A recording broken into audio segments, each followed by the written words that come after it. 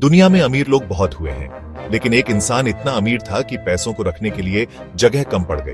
वह नोट गिनने की मशीनें नहीं, बल्कि ट्रक भरकर नोट रखता था। उसका नाम था पाब्लो एस्कोबार। सोचिए, अगर आपके पास इतना पैसा हो कि उसे गिनने के लिए सालों लग जाएं, तो आप उसे कहां रखेंगे? बैंक में? तिजोरी में? लेकिन पाब्लो एस्कोबार के पास इतना नकद था कि उसने उसे जमीन के नीचे दबा दिया। हाँ, सचमुच, पहाड़ों, खेतों और जंगलों में गाड़ दिया। 1949 में कोलंबिया के मेडेइन में जन्मा पाब्लो धीरे धीरे स्मगलिंग से कोकीन के साम्राज्य तक पहुंच गया।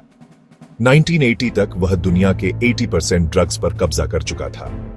उसकी कमाई इतनी थी कि हर हफ्ते करीब 420 करोड़ रुपए उसके पास आते थे। पैसा इतना ज्यादा था कि वह बैंक में भी नहीं रख सकता था।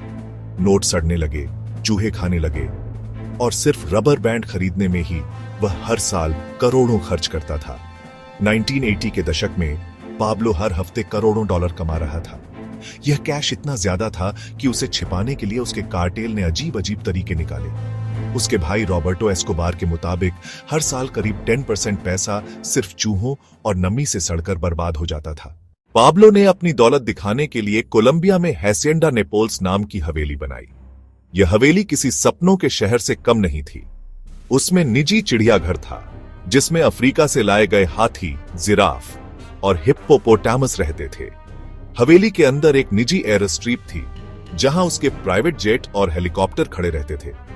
स्विमिंग पूल, झीलें, आलीशान गाड़ियां और अरबों की कलाकृतियां, सब कुछ वहां मौजूद था। पाब्लो का शौक भी अजीब था।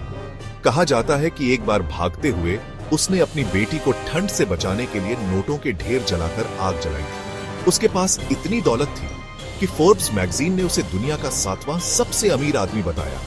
हर साल उसका मुनाफा अरबों डॉलर में था। पाब्लो और उसके लोग नकदी को तेल के ड्रमों में भरकर जमीन के नीचे गाड़ते थे। पहाड़ों, जंगलों और खेतों में ऐसे सैकड़ों खजाने दबे थे। कभी वह पैसे को पुराने घरों की दीवारों के अंदर छिपा देता, तो कभी खेतों की मिट्टी में गाड़ देता।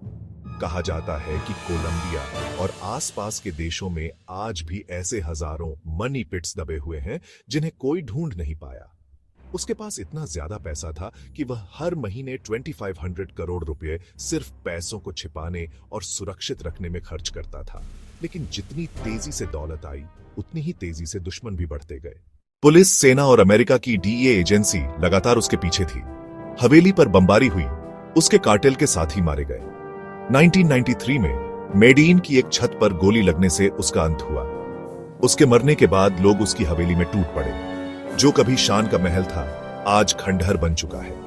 मगर उसका चिड़ियाघर, खासकर हिप्पोपोटामस, अब भी वहां मौजूद है और आज भी कोलंबिया के जंगलों में उसकी याद दिलाते हैं।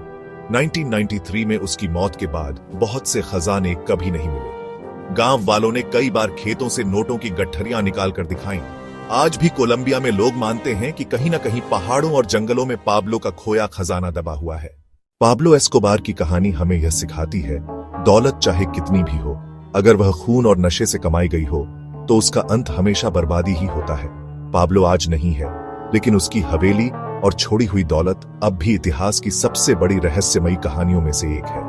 पाब्लो एस्कोबार ने पैसे से पूरी दुनिया हिला दी, लेकिन उसका छिपा खजाना आज भी रहस्य बना हुआ है। शायद आने वाले सालों में कोई किसान अपनी जमीन खोदते वक्त अरबों रुपये पाले, या शायद वह दौलत हमेशा के लिए मिट्टी में दफन रह जाए।